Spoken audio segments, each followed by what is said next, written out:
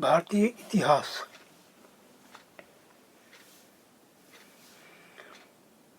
अगर समय के साथ साथ सूचनाओं के संदर्भ बदलते हैं तो भाषा और अर्थों के साथ भी परिवर्तन होता है। ऐतिहासिक अभिलेख कई तरह की भाषाओं में मिलते हैं और ये भाषाएं भी समय के साथ साथ बहुत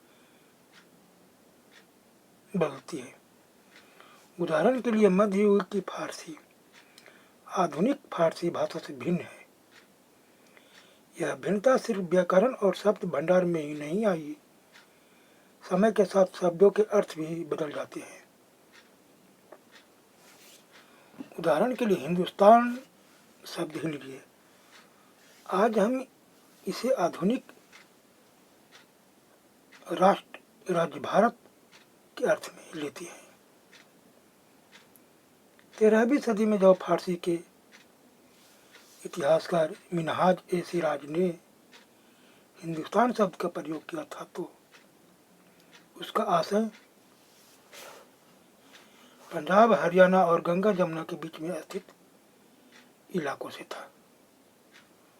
उसने इस शब्द का राजनीतिक अर्थ में उन इलाकों के लिए इस्तेमाल किया जो दिल्ली के सुल्तान के अधिकार क्षेत्र में आते थे।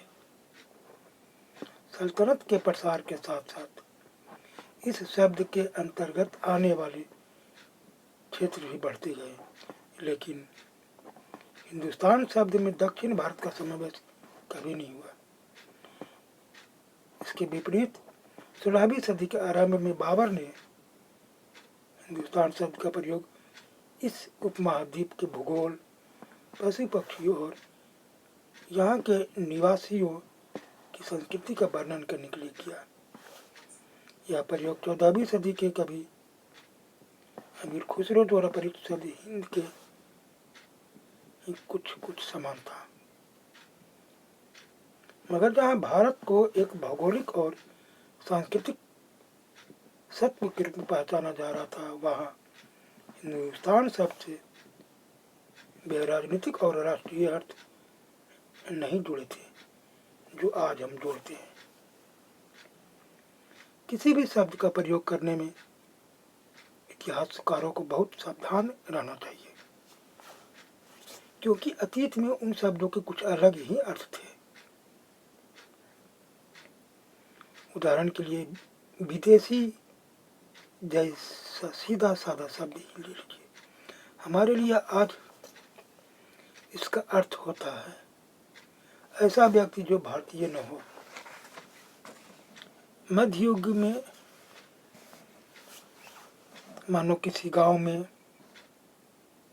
आने वाला कोई भी अनजाना व्यक्ति जो उस समाज या सांस्कृतिक अंग न हो, विदेशी कहलाता था। ऐसे व्यक्ति को हिंदी में परदेशी और फारसी में अजनबी कहा जा सकता है।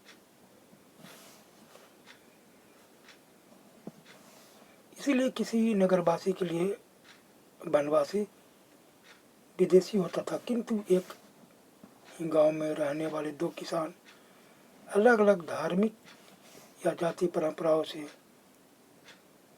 जुड़े होने पर भी एक दूसरे के लिए विदेशी नहीं होते थे।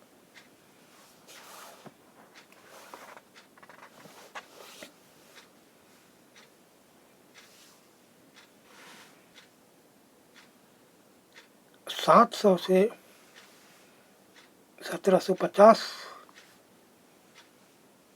ईस्वी तक के अध्ययन के लिए इतिहासकार जिन स्रोतों का उपयोग करते हैं उनमें बहुत सी ऐसी बातें मिलती है जो पिछले युग से वैसे ही चली आ रही है। इतिहासकार इस काल के बारे में सूचना इकट्ठी करने के लिए अभी भी सिक्कों, शिलालेखों, स्थापत्य, भवन निर्माण कला तथा लिखित सामग्री पर निर्भर करते हैं, पर कुछ बातें पहले से भिन्न भी हैं। इस युग में प्रामाणिक लिखित सामग्री की संख्या और विविधता आश्चर्यजनक रूप से बढ़ गई है। इसके आगे इतिहासकार सूचनाओं के दूसरे प्रकार के स्रोतों का इस्तेमाल धीरे धीरे कम करने लगे। इस समय के दौरान 700 से 1750 ईस्वी तक के दौरान कागज क्रमशः सस्ता होता गया और बड़े पैमाने पर उपलब्ध भी होने लगा। लोग धर्म ग्रंथ, शासकों की वृतांत, संतों के लेखन तथा उपदेश अर्जिया, अदालतों के दस्तावेज, हिसाब तथा करों के खाते आदि लिखने में इसका उपयोग करने लगे। धनी व्यक्ति, शासक, जन, मठ तथा मंदिर पांडुलिपियां एकत्रित किया करते थे।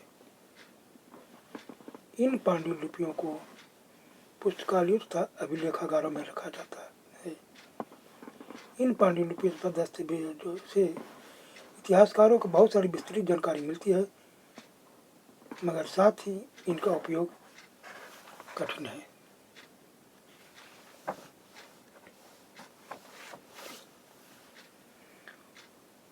उन दिनों छापे खाने तो थे नहीं, इसलिए लिपिक या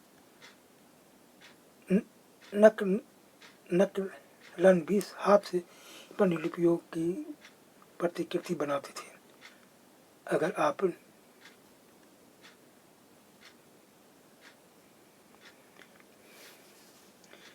कभी कभी लिखावट समझ में नहीं आने पे मजबूरन अंदाजा ही लगाना पड़ता था कि क्या लिखा गया होगा। फलस्वरूप लेख में लिखे हुए छोटे मोटे लेकिन महत्वपूर्ण अंतर आ जाते होंगे। पांडुलिपि की प्रतिलिपि बनाने में भी कुछ कुछ यही होता है। प्रतिलिपियां बनाते हुए लिपिक छोटे मोटे फेरबदल करते चलते थे। कहीं कोई शब्द, कहीं कोई वाक्य, सदी दर सदी प्रतिलिपियों की भी प्रतिलिपियां बनती रही और अंततः एक ही मूल ग्रंथ की भिन्न भिन्न प्रतिलिपि एक दूसरे से बहुत ही अलग हो गई। इसमें बड़ी गंभीर समस्या उत्पन्न हो गई, क्योंकि आज हमें लेखन की मूल पांडुलिपि शायद ही कहीं मिलती है। हमें बाद के लिपिकों द्वारा बनाई गई प्रतिलिपियों पर ही पूरी तरह निर्भर रहना पड़ता है। इसीलिए इस बात का अंदाजा लगाने के लिए कि मूलतः लेखक ने क्या लिखा था, इतिहासकारों को एक ही ग्रंथ की विभिन्न प्रतिलिपियों का अध्ययन करना पड़ता है। कई बार लेखक स्वयं भी समय समय पर अपने मूल वृत्तांत में संशोधन करते रहते हैं। 14वीं शताब्दी के इतिहासकार जियाउद्दीन बर्नी ने अपना वृत्तांत पहली बार 1356 में और दूसरी बार इसके 2 वर्ष बाद लिखा था। दोनों में अंतर है, लेकिन 1971 तक इतिहासकारों को पहली बार वाले वृत्तांत की जानकारी ही नहीं थी। इन पुस्तकालयों के विशाल संग्रह में कहीं दबा पड़ा था।